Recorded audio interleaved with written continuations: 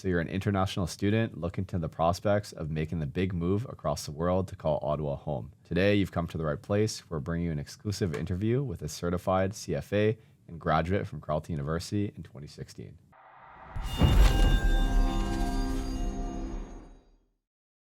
Welcome back to the channel. My name is Norton Ngo. I'm a real estate agent here in the city of Ottawa. If you find this video valuable or learn anything new, all I ask is you hit that thumbs up button and subscribe to the channel. If you have any questions on the market directly, you can also book a call directly with me through the first link in the description. Let's get into it. Poppy came to Canada in 2014 as an international student to pursue her master's in business administration at Carleton University and has successfully transitioned into a full-time role within one of Canada's big banks and is a program chair on the CFA Society in Ottawa. Impressive resume, Poppy. Thanks so much for taking the time and coming to speak with us. Thank you. Thanks for having me. Should I say anything? Or No, you're good. Okay. No, for sure. It's funny how we met, and like we're joking on the way in how we film, bi-weekly here at Shopify, and it's authentic how we met in the elevator, and kind of I'm excited to share the story with all our listeners. Yeah. So can you tell our viewers a little bit about, in terms of context, of your journey as an international student and transitioning and moving to Canada at a young age as well? Sure. I came to Canada as an international student in 2014. If I look back, I feel like the whole process from applying the Canadian universities and applying for a study permit and to actually land it in Ottawa it was like yesterday. I remember my background is right after I finished my undergrads in China, I applied. My original plan is to go to Australia. So I was preparing all my documents, study, and everything to apply for Australian university. Then my dad, that time we were talking, and we kind of have the idea of how about come to Canada? It's so close to America. Like it's one of the biggest countries in the world. I was like, yeah, let's try. So I kind of started my application a little bit late. So I think by mid-August, I still didn't receive any offer from any of the Canadian university. So I was like, okay, maybe I'm not going to Canada. Maybe I'm going to Australia. But I remember that day, it's early in the morning, I received the offer from the Carleton University. I'm just very happy. I know Carleton is in the capital city, and usually the capital city in a country is a big city. So I was like, okay, I'm coming to Ottawa. I'm very excited about it. So I booked my flight ticket and I started applying for my study permit. My study permit actually got delayed, so I couldn't join the orientation. I came here almost 2 weeks later after the program starts. So I didn't get to know a lot of classmates from the orientation, or even to know the campus or know the city a lot. So I was adjusting myself, very busy to catching up with the study. So I feel like my experience as an international student here is always being a rush. Either I'm going to somewhere or I'm planning to do something. But luckily, I really like Ottawa. The time I landed, probably mid-September. Yeah. Where I came from Shanghai. September is extension of summer. So it's 20 degrees and it's never cold. But September in Ottawa, during the daytime, it was okay. Right. But at nighttime, it's kind of cold. So I landed late at night. And I remember the time I came out from the airport, I was like, what is happening? What did you sign up for? So yes, exactly. So I took a cab and said, I want to go to Carleton University. And he took me, and I know a Canadian, in Canada, they tip a lot. Right. Yeah, so I don't know how much I should tip, and I don't have any card. I sort of just have cash on me. Oh, okay. So I was like, how much I should pay? And I was checking the price, and I don't know how to, and my English was not that good that time. And I'm kind of stressed. I'm sitting on the back, but just counting on the money. Yeah. So when we reached on the campus, luckily I have a residence I live on campus for my first semester. Yeah. So I arrived at campus, and I thought the price was around $20-ish, and I don't know how much I should give. Then I gave him $50. So the luckiest cab driver. I know, and I think back. Well, I mean, he did help me carry my suitcase. But I just don't know how much I should pay, and how much how much like the tip percentage I should pay at that time. So Interesting. yeah, it was quite an experience for my first night. Interesting. So in terms of like, you spoke on it a little bit in terms of the process of applying, and we see it a lot in our day-to-day with our clients as well. We find that clients are very well equipped. They have the equipment. In terms of they're equipped with the knowledge. They've done the research. They know capital city. They know the schools. Like, would you say that you had adequate like programs or research done in place for you to adjust to Canada, like from an academic point of view? Yeah, so that we're talking about 10 years ago. Yeah. That's when the social media is a big thing, but not as big as it is now. Right. At that time, I joined a WeChat group, or like that time is QQ. I don't know if you heard about it. So they mostly are students, current students or future students are going to come to Ottawa or Carleton University specifically. So I joined the group and I kind of learned a little bit of activities that happen in the city. Not anything official if I think back, like a program that offered by the university or the program offered by the Chinese community. Maybe there are, but that time I was just too busy to search. Yeah. So it's just all about the students already in the school. They have this group by themselves. So I joined the group and start to know more about the city, know more about the school program, and buy some like used furnitures there, some used textbook. I think it's a great channel. But nowadays I can see, even for myself, I am like always active on the social media. You can actually get a lot of information there, but sometimes I found the information are mixed with good information and false information. Right. So that's a good question because I want to kind of transition into because if you think about it, right, and it's so good that they have at least the resources out there of like social media and like people there, other students there sharing their experience. But if you actually think about it on the other side of the coin in the sense that they're also students, right? So they're not locals. Would you say that like the accuracy was, helpful in terms of like the resources they're saying? This is their perspective on Ottawa, but like, Did you find that it matched now that you've been in Ottawa a little bit? Would you say that in hindsight it does match up with? I would say the experience that they share definitely a bias. Yeah, some people have very positive things to say about Ottawa, and some people maybe they were in a bad relationship or something. They just hate it.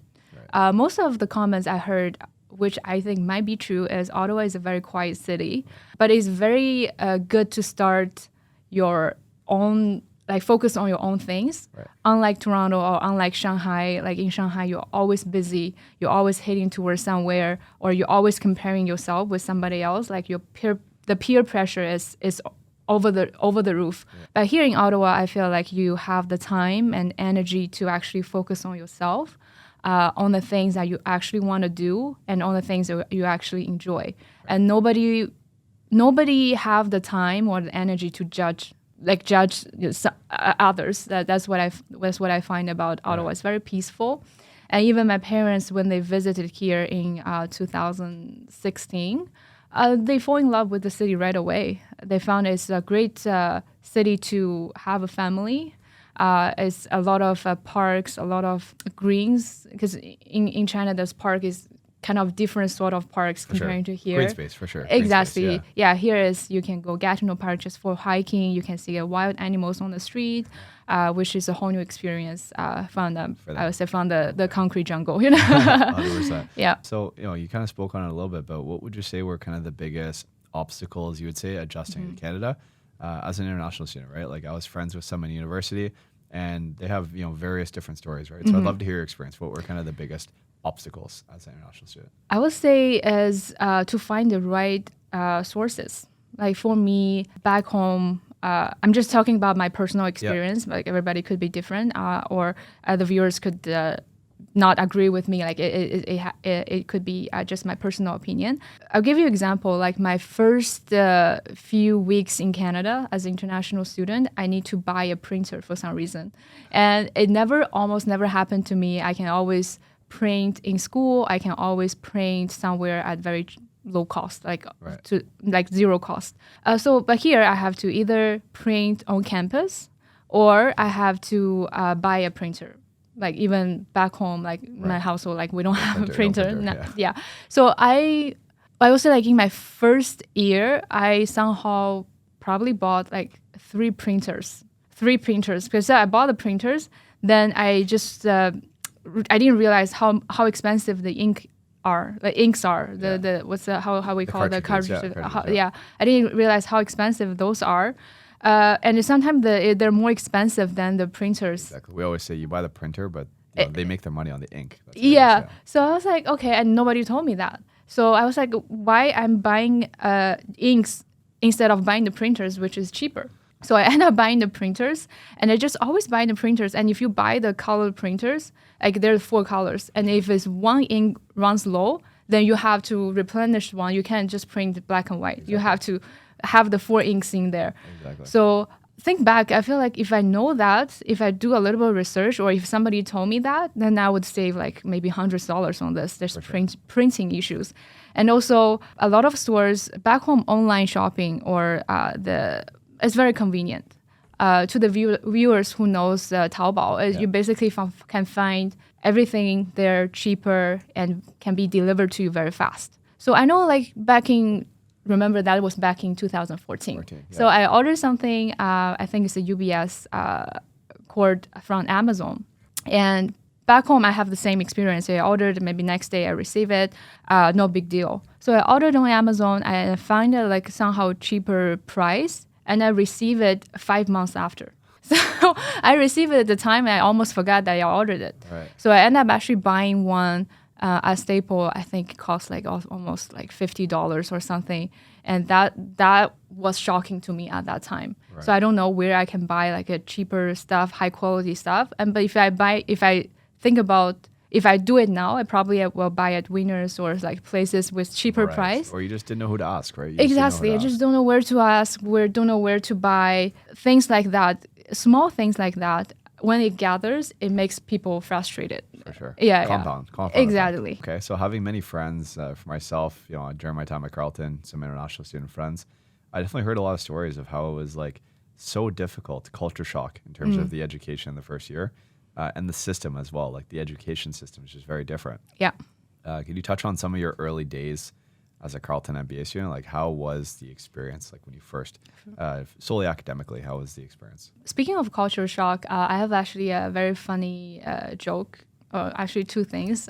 It happens to my friends, not me. So to be clear, so in China, if you order a tea, so usually it's a tea. They don't add. Unless you order like bubble tea, milk tea, then they put milk or sugar inside. But here, if you order a steep tea at Tim Horton, then they will ask you, what do you like in your tea? And that time, I don't know. I was like, well, my friend, not me. Like I said, well, maybe I want hot water in my tea. So they were kind of like, what do you mean by hot water? Do you like, it comes with the hot water, it's a tea. Like, do you want a cream, milk? So then I got a little bit like stressed, and I don't know what to say. I would be like, oh, just tea. Then I end up having a steep tea black, and it's like, if you have it, it's very bitter. So it's not a good experience. And another thing is about, I think, Subway. And, like when you're a student, you don't have time to cook. And I think the most convenient and affordable option will be fast food. Yeah. So you either order Subway on campus. And order the Subway, calling all the vegetables like English name is that's funny. that's I would say a challenge for a lot of international students. So what I will do, my friends, we all do the same, is when we stay in the line, we just hear very actively on like people who in front of us how they order.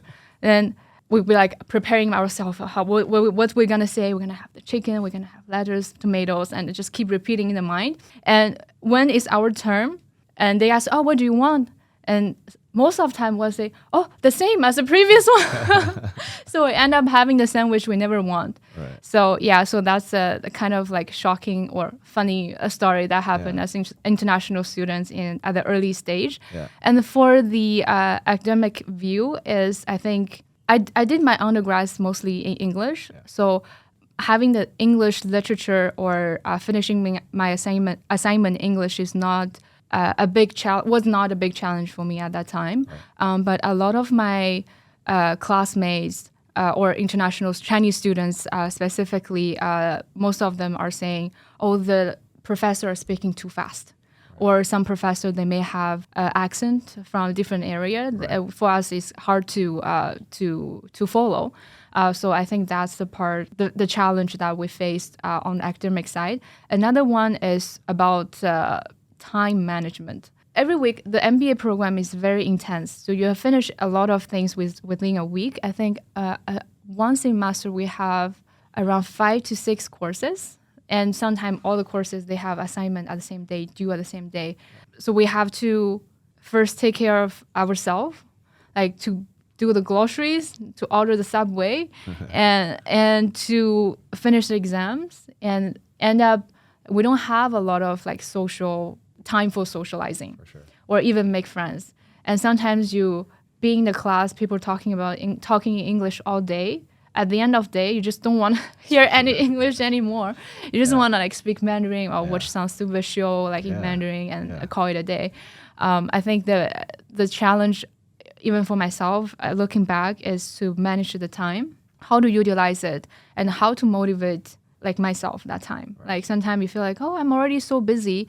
Maybe I don't have time to do some social events, or I don't have time to hang out with the classmates, I mean, local or other international students.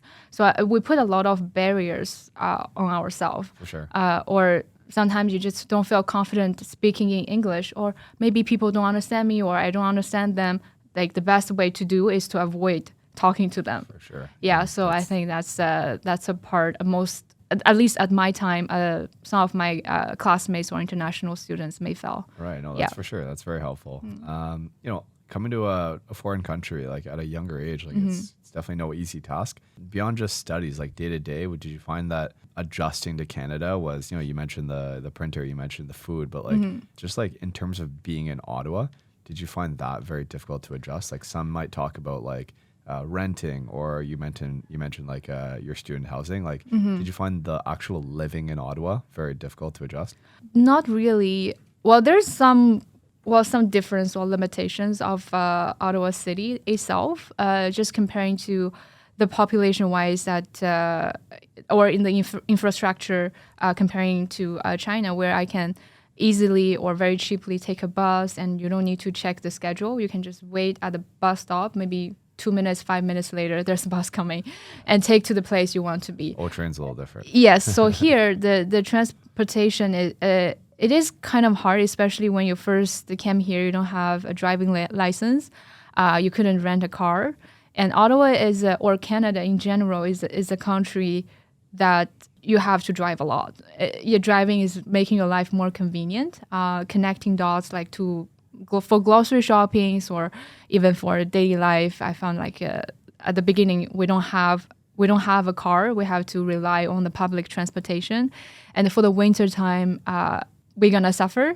But living wise, I would say housing market, it could be changing a lot for the past 10 years. I'm just talking about my experience when I first landed. I was lucky I got a room on campus, so I don't have the struggle to find a place, especially I already arrived 2 weeks later. But I do have my friends. I went to her place at time. She lives in Glebe, one of the student housing. The basement can be divided into multiple bedrooms. I always joke with her, your room one day is going to become a crime scene. Like that's how crowded it is. But to find that place, it took her some time because that time she was in China. And she needs to really to know somebody here first in order to know the place, in order to see the pictures. So I don't think she signed up the lease knowing what other options there are. So I think if we can know a realtor like you, like back home, like if you can connect with some international students just for the renting purpose, it's going to save a lot of stress, a lot of pressure. Well, and one, you're worried about just the lifestyle, but two, like you're going to be living in this environment, right? So I can only imagine how stressful that was. Yeah. We work with many clients and families that transition to Ottawa internationally. What would you say that are, whether it's as a student or as an established professional, what would you say are 3 maybe key items that you wish you knew? Poppy knew before coming to Ottawa? What would be 3 items that you wish you knew before coming to Ottawa? The first I would think is opportunities that city offers. Ottawa is not like Toronto or Vancouver. Those two big cities are very, very, a lot of Chinese people are familiar with, or even Montreal. So Ottawa is a quiet city that offers mostly on the public side, like the government, or there's some pension funds. It really depends on what field of studies that you are in, then decide what opportunities that city can offer to you. I would say if somebody studied computer science or engineering, maybe high chance to find a good job or good entry level job in Ottawa. The possibility is high. But let's say if somebody wants to stay in a finance or business as a fresh graduate international student without any status, it will be hard in Ottawa to start. But once you start, the city can present you a different opportunities, a whole different spectrum of opportunities. But Toronto's, like there's very stressful. A lot of new grad students or even international students, they move to Toronto and they couldn't afford a living. 100%. Yeah, they still have to ask money or ask help from the family back home.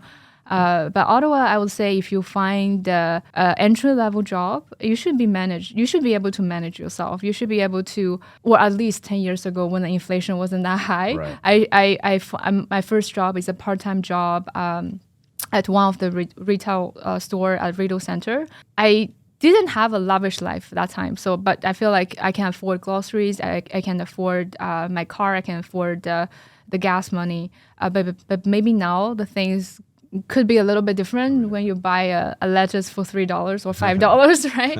Second thing I would think about is openness, the diversification of the city. The time 10 years ago when I came here, Ottawa in general, they don't have a lot of exposure to Asian culture, I would say. Yeah. Like they only have a few Chinese restaurants. But nowadays, if you look at every corner, there's a bubble tea place. There's new, always trendy food moving to Ottawa, and people start to open more, know more about Asian countries or China specifically. Right. Culture. Culture things, yeah. I would say like it's definitely a process, yeah, and it's moving towards the right directions. But if you're going to Toronto, you're gonna see all different races, and it's you don't feel like a stranger. But in Ottawa, most of the time I go to a room. I don't know if you notice, you go to a room, you start to counting how many minorities are in the room. For sure. Yeah, but for in my case, in my field, sometimes I will be either the only minority, right, or I'm the only female. Right, and it can definitely depend on the field, right? Like exactly. Being in finance, it's definitely more of a traditional field, and where you're currently working, like it's more of the higher net worth clientele. So you're dealing with a certain demographic, if you will, right? Yeah, exactly. Right. Yeah, but I can see Ottawa is changing a lot. Even from the period 5 years ago, there's like almost I don't know any, I would say, Asian advisor in this field, in this industry as an advisor.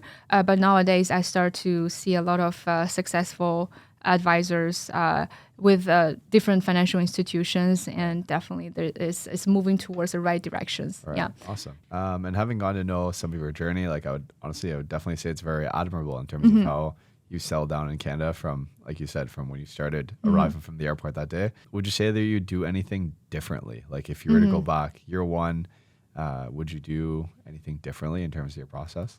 Yeah, I would do actually a lot of things differently, but also I think about that time like my own capacity. I don't think I would be able to do a lot. I would think the most I always talk about, like even at other career event, is networking. I kind of undervalue the power of networking when I was in school, because I thought that time it was a waste of time. It is. I'd rather use this time to finish my essay. I'd rather use this time to maybe hang out with my friends or hang out with my, I call it like friends, instead of going out to meet with new people. But if I think about it now, I feel like networking is such a unique experience when you are in school, because you can social, because school organized all those events. You don't need to pay extra efforts like me now trying to meet like you in the elevator, trying to connect with new people and join different events. But in school, they kind of organize all the events, and you just need to be there, and you can either to know the alumni who are already successful in your field, or just talk with the professors to know about programs that the school can offer you. A lot of time when I was in school, I didn't go to those events. Right. Yeah, I focus on that time what I think is important to study, to finish the exams.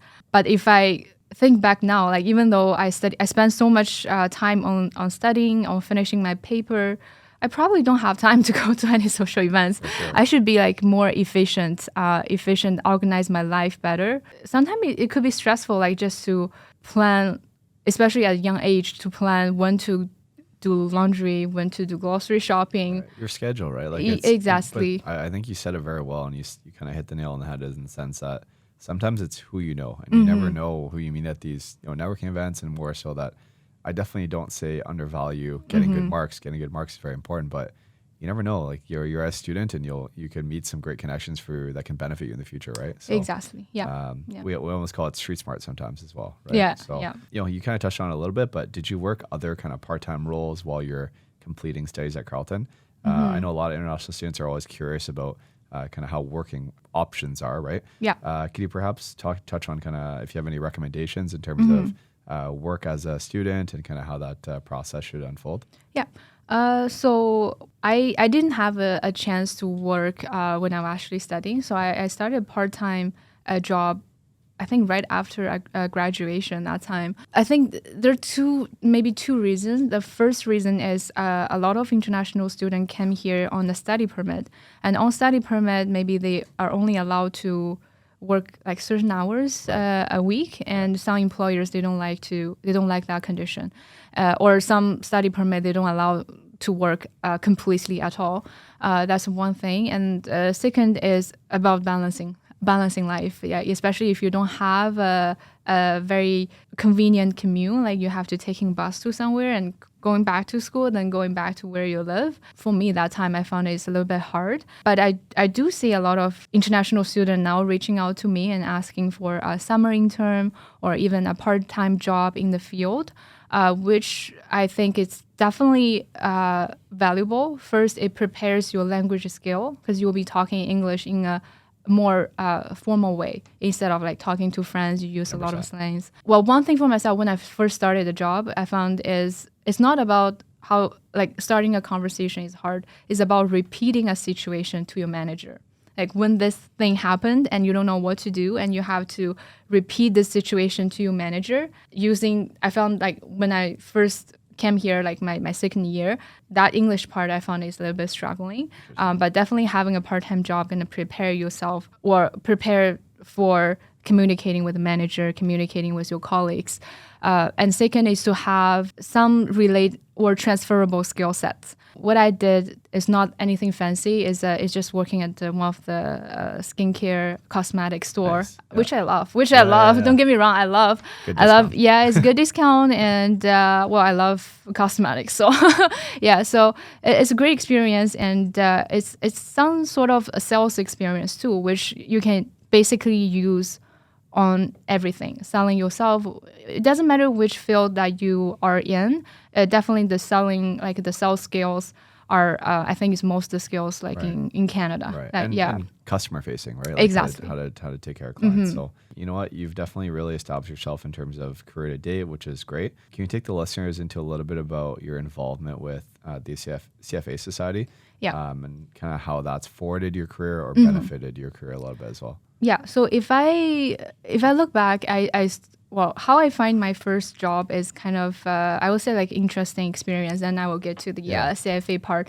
So that was on my graduation day, like the graduation ceremony day.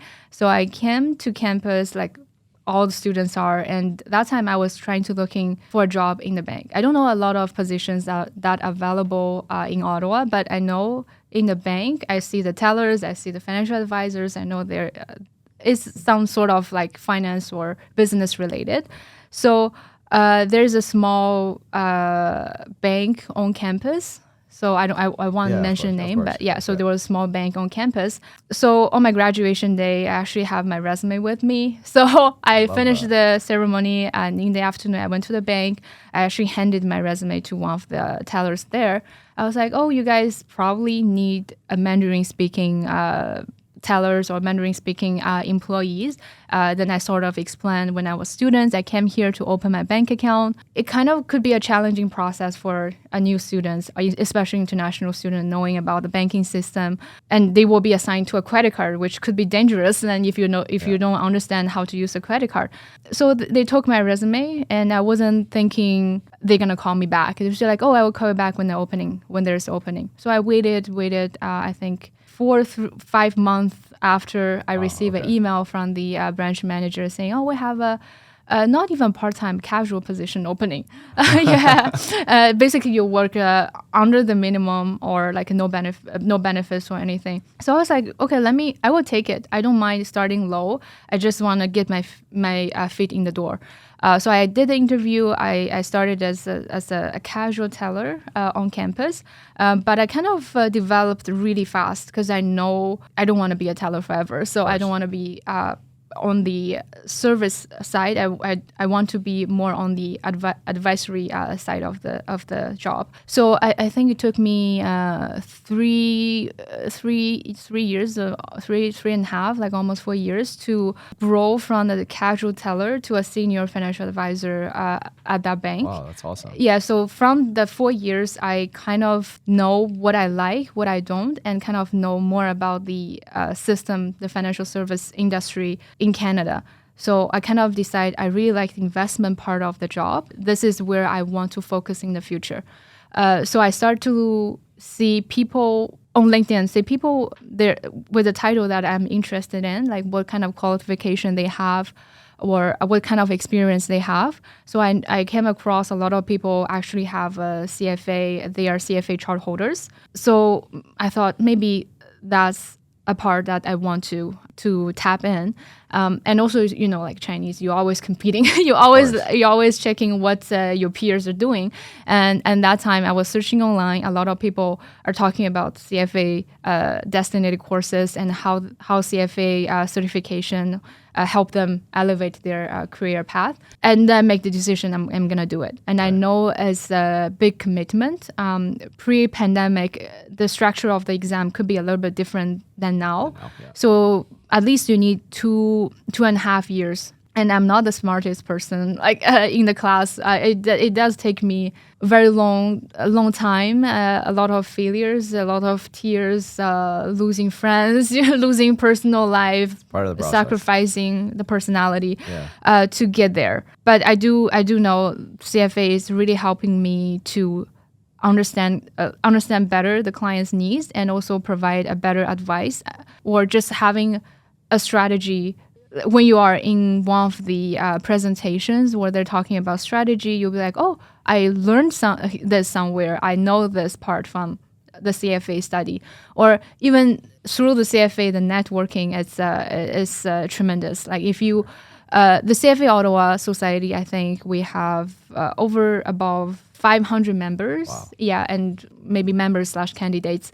And we organize educational events, social events from time to time. You just go there. You can actually hear people's stories, what they do, and more jobs that are available in Ottawa, what fields that people are in. It just opens a lot of doors. Because my motto is always keep learning, learning. I should not frame myself into what my current job requires. I always look forward what I can do more, better, and to expand myself. Yeah, so that's what I think. It's really, the study is hard, but the reward is big. Yeah, I love that. And you touched on it a little bit as well. But did you find that yourself? You applied to the institution on campus. Mm-hmm. Did you find that it was difficult for yourself to find opportunities post graduation? Like, did you find yourself applying to other opportunities in the interim? In many cases, it's not like fast out of the gate where everybody gets a job right away, whether you're a local or international student, right? So did you find that, it was very difficult out of the gate, and maybe you can walk our listeners through kind of how that journey was as well, on top of the institution that you dropped a resume off at, right? Yeah.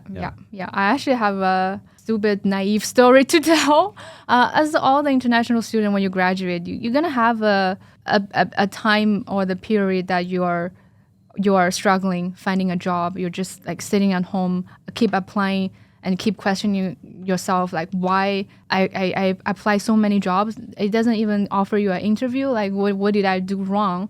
Or like why there's some like your classmates find a job already, why I cannot? What else I need to do more? You have a lot of thoughts. I think the most important thing is you have to. Well, that time I keep myself managed. I have a schedule for myself. Finding a job is not my full-time job. Like it's not my full-time thing. I do very disciplined. I do my own thing and making sure that finding the job, that part, I have a chunk of time, like 2-3 hours a day, and that's it. You can't 100% focus like that's the only thing you do during the day. No. And I know a lot of international students now, they network, they talk to a lot of different people. They already know what field or industry they want to tap in. But to myself that time, because I wasted some opportunities in university, I couldn't, I just don't know too much about what jobs are available there. So I don't know.